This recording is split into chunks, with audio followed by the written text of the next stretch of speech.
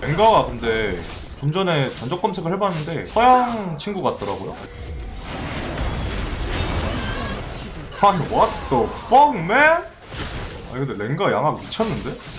The prestige of being a good League of Legends player is what drives this community forward. It is the core of our game. We're constantly watching people that are above us that succeed in a level that's beyond our reach. We want to be entertained by them and we want to learn from them. When I first began League, I had a friend that played before me that was Platinum. When I heard that, I was beside myself. I couldn't believe that someone I knew had not only stomped the bronze rank I was in, but silver and even gold after it. Now granted, this was when there was only Plat, then Diamond, and then Challenger, but still. Not even Challenger's new wave control at the time. That's how progressed the game is today. And on that game progression comes our expectation progression. In earlier seasons, just reaching Challenger instantly got you a following and recognition. But over time, that achievement got diluted again and again and again through prolonged exposure. It was Challenger, then it was top 10, then it was 1000 LP, then it was rank 1, and now it's 2000 LP. And if you're not at least 500 LP Grandmaster, you're deemed dog shit at the game. 500 LP when I began didn't even exist. If you were 200 LP, you were Challenger, and there weren't many people above you. So in the quest to be the next big thing, we've seen many players achieve feats us mortals could only watch in awe. Things like Faker's early SoloQ Rain playing his famous Riven mid, and other assassin picks under his alias Barcode Killer. 파랑팀 포탑이 파괴되었습니다.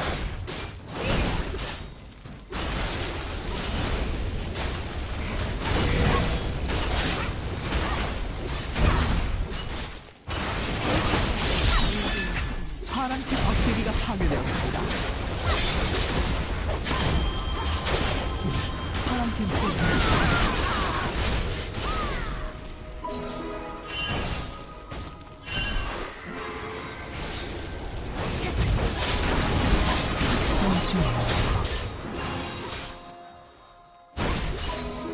학살 중입니다. 미쳐 날뛰고 있습니다.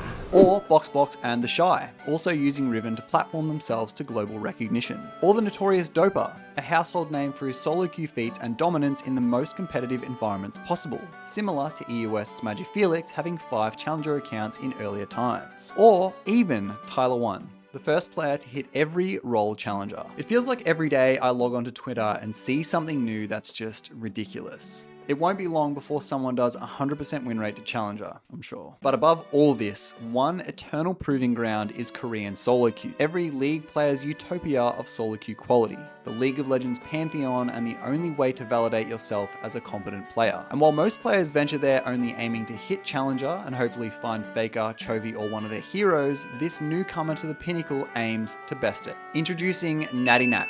And he, along with his Battle Cat, are toppling Korea in the most dominant fashion anyone ever has. A former EU West rank 1 and consistent top 10 player, Natty has recently travelled to Korea to try his hand against the best. In a bid to build his brand and show what he's made of, he's currently there with other streamers Brohan, Dirt, Spearshot and Hamza, but his climb is the most notable of them all. Earlier this week, Natty reached Korean Challenger with a staggering 80% win rate, a feat only synonymous with current world #1 Chovy, led by his staple Rengar and Mundo picks. Now I have to say, I love this dude's streams. I'm a big Natty Nat fan, and I've been watching him for a good year or so. So how did Natty take on and decimate the world's best? This isn't just a climb beating SoloQ Randys. He's already beaten many of Korean SoloQ walls, like Clid, Keen, and Faker himself. Well, I asked him, what's got even Zeka saying things like this? 잡아야 돼, 문도요.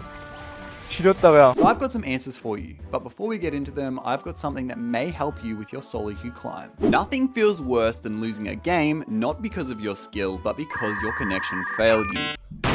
A sudden spiking ping, stuttering frames, or even a random disconnect can ruin the whole match. And given how Riot handles levers these days, you're even slapped with a harsher LP penalty and low priority queue. That's where ExitLag comes in. It's a tool built specifically to make your game smoother by cutting down ping, stabilizing your internet, and giving you a much more responsive game feel. ExitLag uses exclusive tech like AI-powered route optimization and multipath connections, which means your data is sent through the fastest and most reliable paths possible, possible to help keep your gameplay consistent no matter what. With support for 2,000 games and over 1,200 servers across 5 continents, ExitLag ensures players around the world get the best connection possible. And whether you're playing Rams or grinding ranked, you can leave the tricky business to ExitLag's automatic mode or fine-tune things yourself if you're a bit savvy. And in partnership with this video, ExitLag is offering you, my dear viewers, a whole year for 50% off. So if you're ready to finally stop fighting your connection and start focusing on your SoloQ teammates, I mean enemies,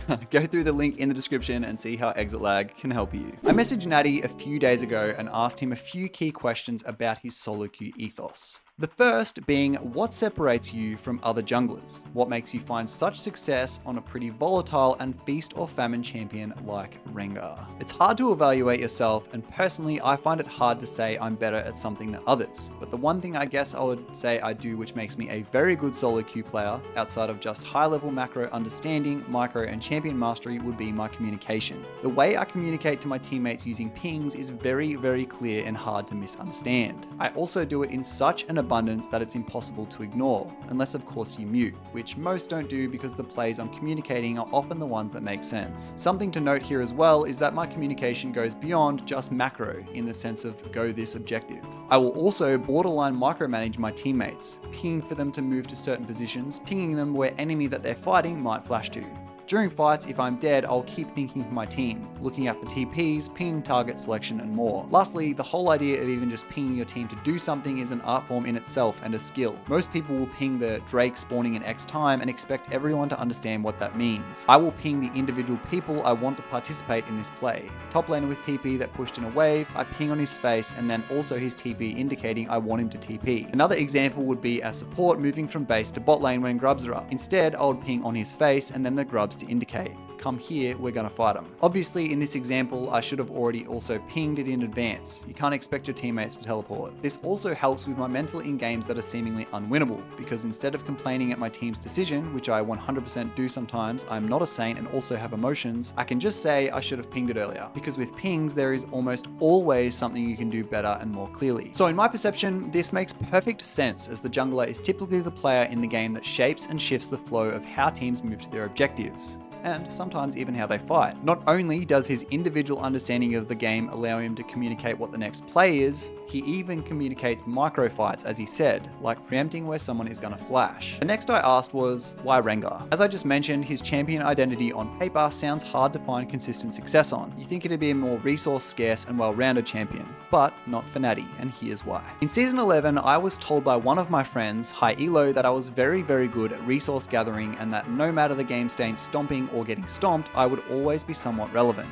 I then just looked at the champions and tried to think of one that would be good with a lot of resources, and Rengar stood out, and I was always keen to keep playing assassins anyways, so it kind of just clicked. It was a struggle in the start and took me about a half season to get decent and then another year to get good enough for rank 1. So in this, he aligned Rengar with his skill at resource gathering and coupled it with a champion that can lead well with resources. As he spoke of before with his micromanaging, Rengar is good for picks and to force plays, and this only lends into Natty's skill at the game. Condition identification. And lastly, was there anything you incorporated in your gameplay or SoloQ ethos that you saw immediate improvement upon doing? Natty says, I have a very clear distinctive time where everything just clicked for me. I didn't become complete, but I was now allowed to actually start improving at a much faster pace. I was screen sharing on Discord playing Rengar, was very fed, and at around 20 minutes I went in when I shouldn't have and died. My friends then both said the Natty Nat classic, do well and then die and lose. And I asked them what they mean, and they just said I always do this, something that I never had thought about myself. To this day, I still have that voice in my head when I'm about to do something stupid or greedy. So in essence, just die less and don't do stupid shit, and instead just do what is guaranteed. Now while this advice sounds pretty cookie cutter, like everyone says this, I think the key thing to focus on is reflection. Natty had someone watching his gameplay and a clear weak point was identified and subsequently rectified. I honestly kinda wish I had this voice guiding me before I make dumb plays. But anyway, if you're looking to learn more from Natty or keep up with his Korean climb, of course all of his links will be in the description below. Thanks to him for his cooperation in this video, and I look forward to him reaching rank 1. Thanks everyone so much for watching, and I'll see you in another YouTube video very, very soon. Bye!